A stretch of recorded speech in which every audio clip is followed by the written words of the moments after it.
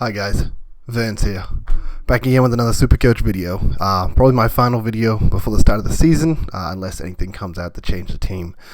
Obviously this is going to be the final team, or at least what we're feeling going in. Obviously a week left until games start, which is awesome, but plenty of time to change minds and fiddle with it and whatnot. But I really don't want it. I'm happy with what I'm looking at, but you just never know. Last year, obviously, we wanted to start Sean Darcy, and then didn't work out. I ended up bringing in Rowan Marshall, which just didn't work out either. So it ended up being an absolute mess to start the season. So hopefully no laid out shenanigans like that. But I'm pretty happy with the team I'm settled with. First of all, I'd like to say thanks just to everyone for tuning in, of course. This is going to be our second year going through the YouTube videos. Really enjoying the comments and engagement from everyone. Obviously, that's the reason I'm doing these videos, because I want to be more social about my Supercoach. So yeah, I'm really enjoying all the talking that we're doing there, all the feedback and whatnot. What I'd also like to just put out, as I mentioned, I want to be more social with the community and all that as well. So I do have a league code here for anyone that's interested. Obviously a week until that's relevant, but I'll go put it in the description as well. But it is just 643089. So it's a 20-person league. So first 19 in obviously get it. If I make a second league, it really depends if this one fills out or not. Last year I released one very late, obviously a week until the season starts here, so hopefully that's enough time for everyone to get involved in that. So let's jump into the team and what we're looking at now. The team has changed an awful lot since we last looked at it. First of all, I just want to mention that obviously we looked at Cherry in the rucks. I'll be honest, he looked god awful in the practice games, and on top of that, at his price, he does really need to be performing at premium numbers, so it's just better to move off him, I decided. But look, I'm going to do a bit of reverse order here, because I do want to talk about the forward line first, because the forward line is so interesting as to what you can do.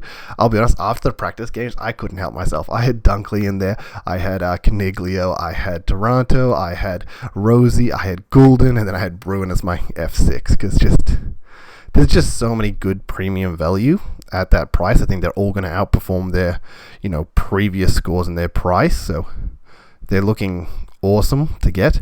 Unfortunately, it is just one of those things where I did mention it in my last video where I want to be going thin in the forward line, because the forward line's the line that's most susceptible to other players coming in and changing what that top, six is looking like. It happened last year with obviously Bont and Parker and Liberatore and Bailey Smith, all those guys coming down into the forward line and really throwing out any of the other premiums that were around that price. Now, this year it could be a similar thing. I think we're all expecting Max Gorn to come down, potential for Petrarca. Luke Parker always finds himself playing a decent amount of forward, so it's always a possibility. Same with Grundy. So there's plenty of players that can come down into this forward line role, and we know historically the forward line just don't score as well as other roles. Even looking here, outside of Josh Dunkley, we have the defenders here, 113, 109, 109, 109 for the top five. I know that they're much higher than the normal defenders, but we look at Dunkley, 108, and then we get on the 101.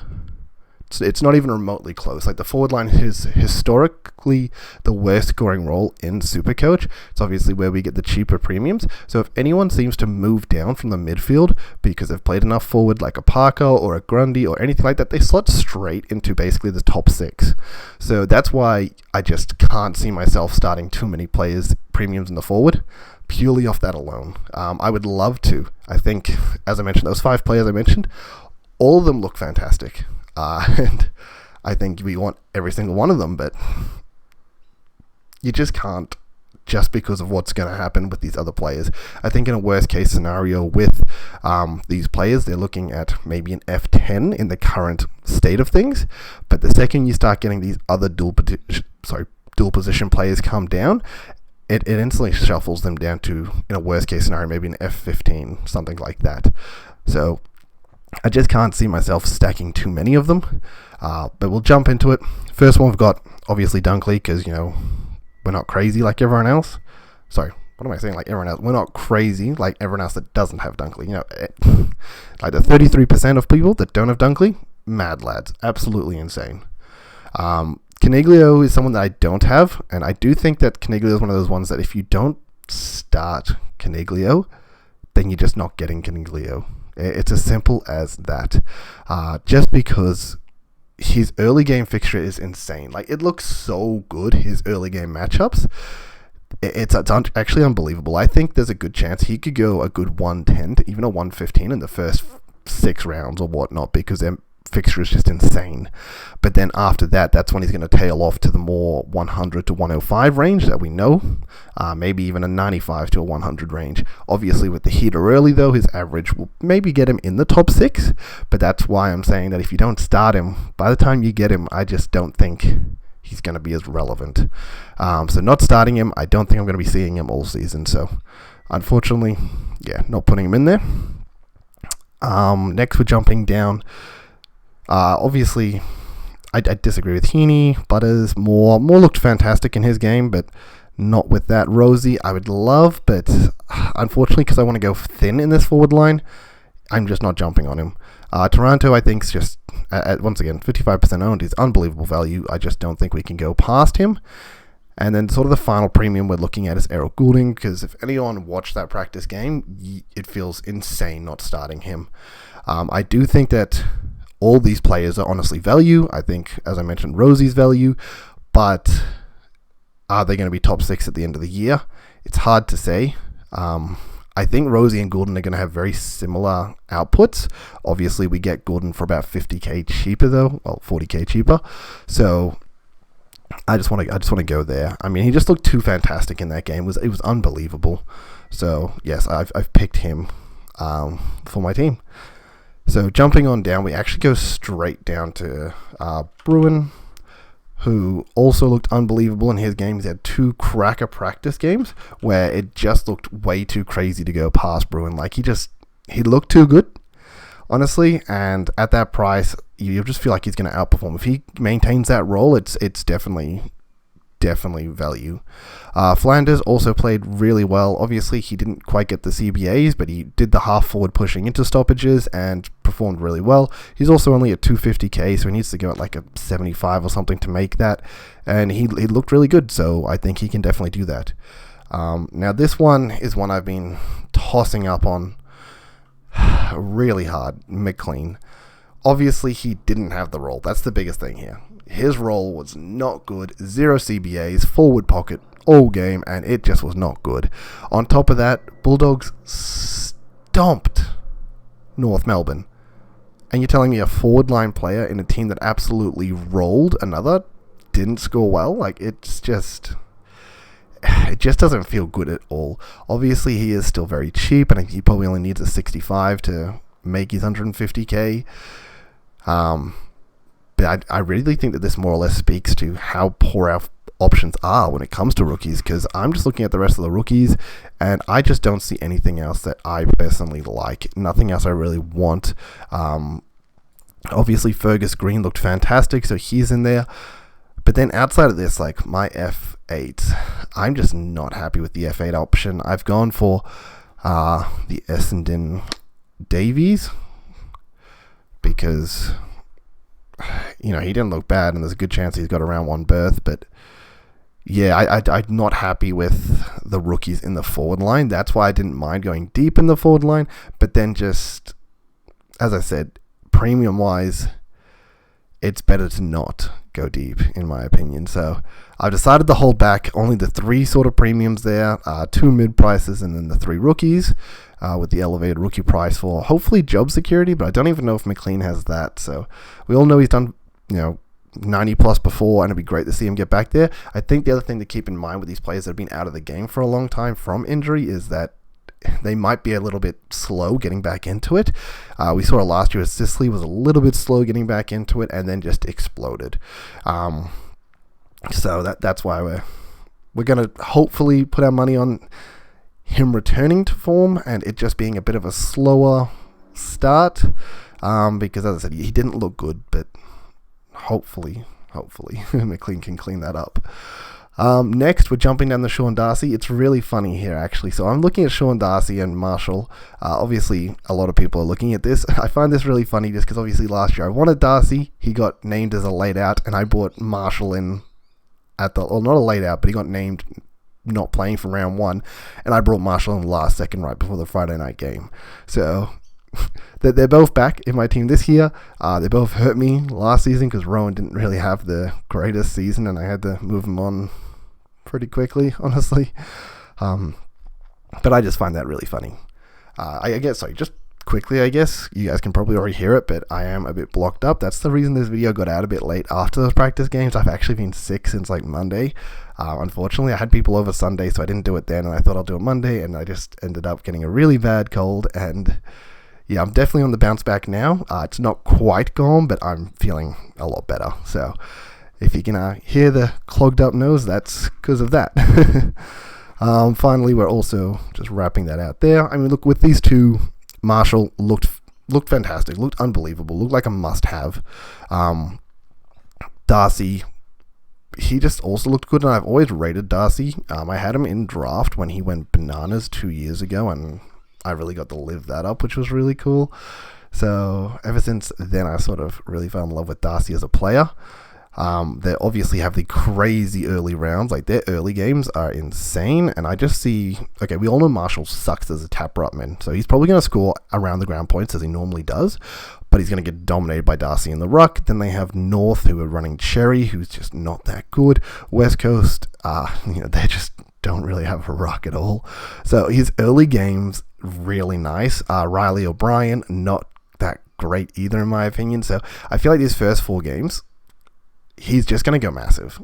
And so not starting him could really punish you, because he could get out of hand really quickly. And by the time you get him in round 6, he could be an extra 100k easily. So that's why we're looking at Darcy for the start. I think huge value on both of these picks. I think worst case scenario, they're still top performing premiums in their role.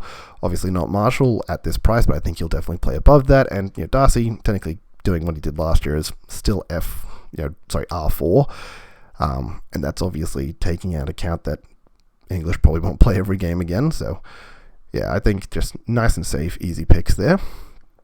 Jumping into the midfield. Oh man, this has been giving me nightmares, but I've decided to ignore the big 2 and go straight to Neil. I know, crazy. Just Neil looked really, really good in that practice game, and Neil is a superstar of a player. I think he's really overlooked. He's only at 19% ownership, but he is unbelievable. And I think his biggest years is when he had Lyon backing him up in that midfield. This year he had Dunkley there, and I don't know if that's why he looked so good, but I think this could be another massive year for Neil. I think it doesn't really matter who you go out of these top few guys. They're all basically guaranteed top 6. But I'm really happy to choose Neil. I think this is a good year for Brisbane to really push for that premiership. Obviously, I think Melbourne are definitely tipped as the flag favourites, but Brisbane are probably tipped for at least top 4 and to definitely contest that. So I think Neil's an easy one to stick in there. Let's see fixture-wise. His early game fixture, he's actually historically performed amazing against Port, which is great. Melbourne not so good, but then decent against Dogs. He doesn't have like Finn McGuinness until like round 13 as well, which is awesome.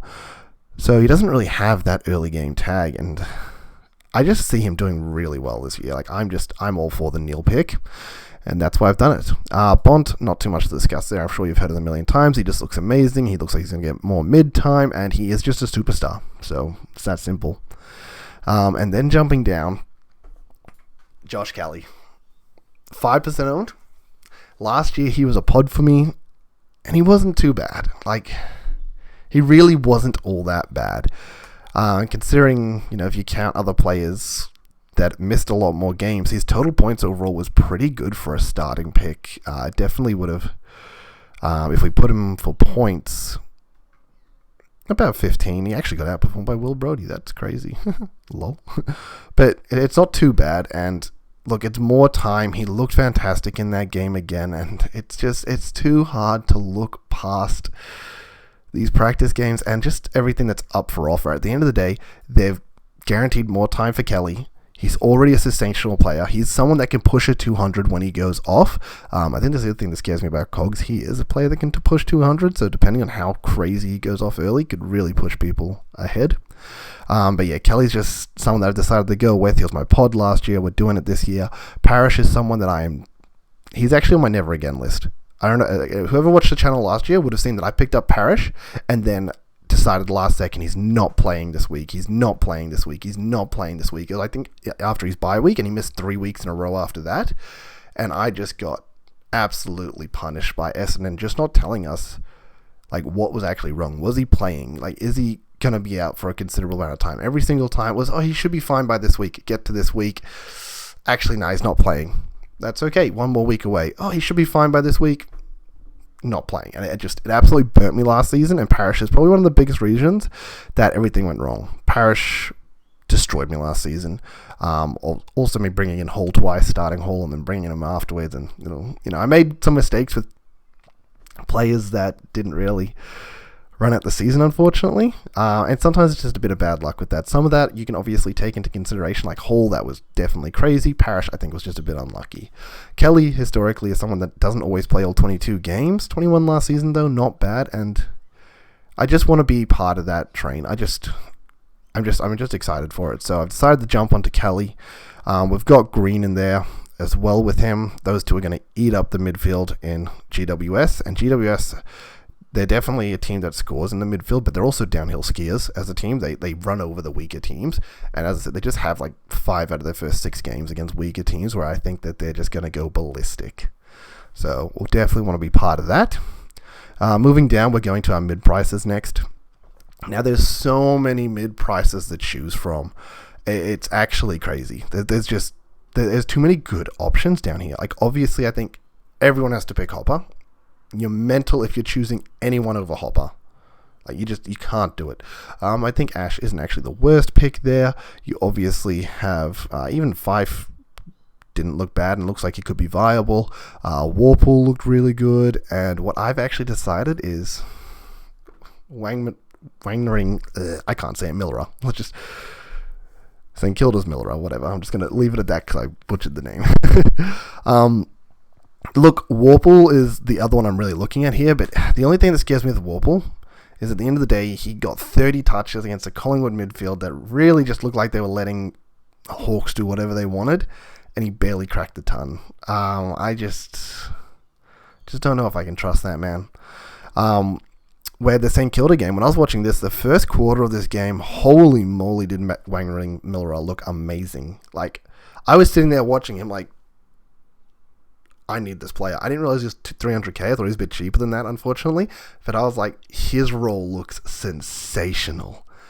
So I just can't not pick him off that. Yes, he's a second-year player. It's probably a lot more riskier than the Warple. Probably more riskier than the Fife, than a lot of these picks. But I just loved what I saw. And I decided I wanted to be a part of that. It's a golden role for Supercoach. They were looking to give him the ball, put the ball in his hands every chance. Like, very first quarter, very start of the game, you just see him do a kick out, instantly run past, get the hand pass back, and then just like put the ball downfield. And it was just beautiful to watch. So I've decided to go there. I think you should be looking at, in my opinion, at least 2 of these mid prices. I think you probably want the 4 premiums. I know some people are going 3 premiums and then the 2 mid prices with, I'm just going to quickly fill out the field so we know what we're looking at. We've obviously got Ashcroft because we're not mad.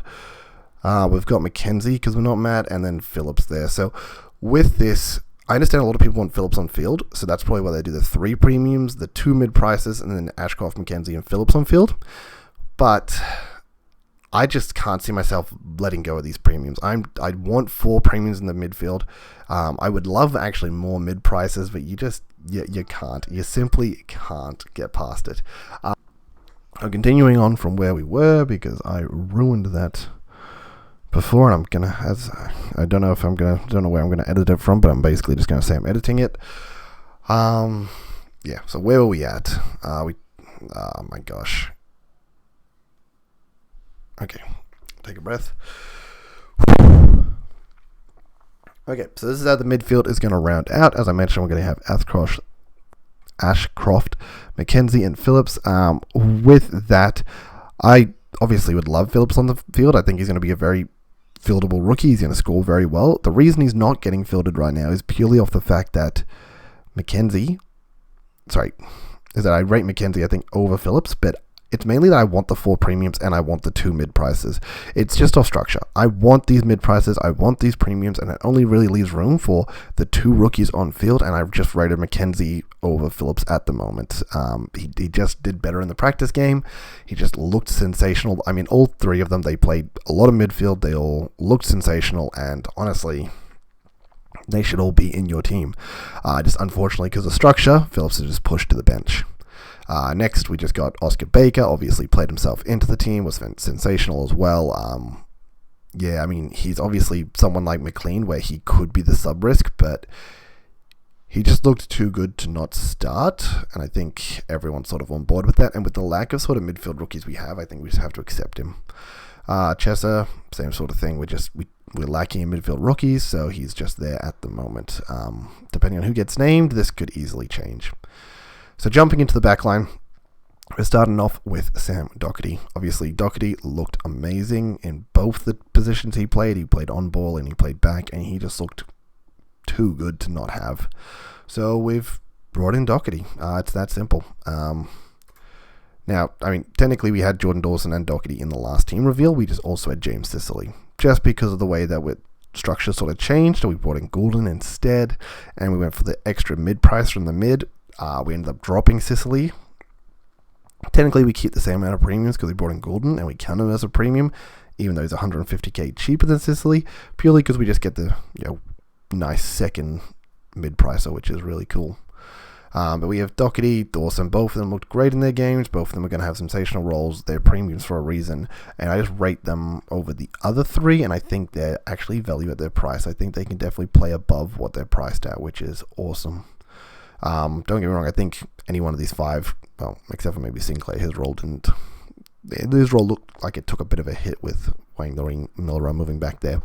But out of these 4, I do think any of them could definitely outperform their prices.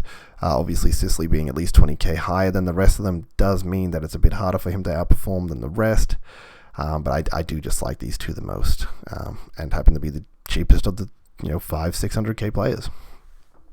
So next we're going down to Yo. Yo actually hasn't been in my team really all preseason, but it's really just flashbacks of last year that's got him in here. So last year we obviously didn't start Sicily, we didn't start Hewitt, and we got absolutely punished for it. So obviously Sicily I think is the biggest one for that. It's someone that had been off with injury and hadn't been looking. Well, he'd been off for injury for ages, and someone I just decided not to rate. The rest of the competition went with him, and then I got absolutely burnt for not having Sicily. Where Yo's in a similar basket. The rest of the competition have him. He's been off with injury, but we know he's a superstar. If we don't start him, I think if you look at the risk versus reward, not starting him, the risk is insanely high that you get punished for it severely. Where if you where like the gain really isn't that much. Like maybe he gets injured early on and everyone has to make a trade. Cool. If he's injured before the first 6 weeks, honestly, we're not even upgrading, so it's really not a big deal. Like you're not really gaining anything in that retrospect. If it's after 6 weeks, he's probably already made the cash they needed to, so it's really not too punishing anyway. And if he ends up being a keeper, then you're absolutely stuffed. So I think you just have to start him, because if you do, as I mentioned, worst case scenario, he gets injured after 6 weeks and he's an upgrade, or he gets injured before that time and it doesn't really matter because nobody else is upgrading. You're not falling an upgrade behind. Obviously, the biggest thing with players getting injured is that if everyone else is upgrading and you have to side swap someone because they got injured, then all of a sudden you're not upgrading, you're falling behind. But as I said, if he's not injured in the first 6 weeks, he's probably going to make his money where he could be worth using as an upgrade or a stepping stone anyway. And if he's injured in the first 6 weeks, people aren't upgrading anyway, so it doesn't matter. Whereas I said, best case scenario ends up being a keeper, and we just can't afford to be punished like that again this year. So we will be starting Yo. Jumping down, we go down to Liam Jones, who once again played himself into my team because he just looked too good. And look, technically looking at Jones's history, his history is really good in the sense that he's consistent. He came out and he had a 3 seasons where he's like bang on 70 for his average, 1 season where he's a 66, and 1 season where he's like a 74. Like, he's really around that 70 mark sort of player. And if anything, he's just shown in this preseason game that he's around that mark with the ability to have spike games on top of it. For a cheap player like that's insane. Because if he can just get like a few spike games back to back, he can definitely play himself into a position where he's an easy upgrade, like a super good stepping stone, maybe only a very cheap 100k up because he's ended up at 450 off like some massive games. But yeah, I mean, his averages tell us that he really just needs 70 to make his price, to make it the 150k, if not more. I think maybe even 65. So he's just too easy to pick, I think. I think he's historically shown that. Yes, he's on the wrong end of 30, but he's in a good dog side, and he looks like he's playing that role where he can intercept as well. And I think he just showed that he can have those spike games where he can just create a lot of value really quickly for us. So he's in the side. And then we're going down to Jimby, who was just incredible for West Coast, and you got to be crazy not to start that, man. He just looked too good. Next, look, technically, I have Connor McKenna in the team. Technically, he's sitting there as my D7. Just because McKenna didn't look good, but I think similar thing to McLean, where, look, he's been out of the game for a long time. He came back. He didn't look that good, but that's okay. Like, give him a few games to get into it. It's not the end of the world that he had a down game. He's 167k. He really just needs to be looking at that 60 to 65 mark to make the 150 for us. He's definitely capable of it. He definitely got the role for it. He had a bit of a down game. That's okay. Maybe does that mean he starts on the bench? Maybe, because Constable looked so good in his role, and we know historically from when Constable was a rookie like 3-4 years ago at the Cats, he was scoring like 80s for us, and he was just so good. He was an on-field rookie, and he just did fantastic. So I think that's a similar thing where he could be the on-field option, because McKenna just maybe needs a bit more time to get going. So that could be it. Also, Constable could be rotated out when the rest of the Gold Coast boys come back, depending on, I guess, how he's playing, if he's played himself into the team or not. But I've actually got these two just sort of switched around at the moment. I've got McKenna sitting there as my emergency instead. And then finally we finish up with Wilmont, who I think is actually up. Yep. So we'll save that here. Wilmont obviously played on a wing, looked all right, but he looks like he has that position, so that's really nice. So that's how the team's looking. In regards to vice captain, maybe this is a bit crazy, but I do have the vice captain on Doherty to start off with. I mean, Neil, as I said, historically has done really well against Port, so maybe he could be my C option. It's so tempting with Doherty after having such an amazing game. And knowing, I mean, historically, Richmond's always been a team to give up points in the mid. Obviously, they have that revamped midfield now, so I don't know if they will. I think it's much safer if I just VC Neil into Bont, but maybe considering just Doherty and Avant, because Doherty just looks so good, and it does look like, with the way his role's so flexible, he goes into the midfield scores, he goes into the backline scores, that he could really be pushing massive scores week in, week out. So that's sort of what I've got going at the moment. I also mentioned, obviously, Darcy into Marshall. He will get 60 touches, 60 hitouts in this game. So you could definitely go for a big one, but obviously I'd have to see him being the last game, and I'd never do that. So this is sort of the risk versus reward that I've decided to go with. I've decided to go with Doherty as the V into the Bontempelli C. But yeah, that's really it for the video, guys. As I mentioned, thanks for tuning in. Everyone come in, join that league. I will just throw it up on the screen once again, just for those that want to. Let's just have some fun. Why not? I'm happy with how the team looks.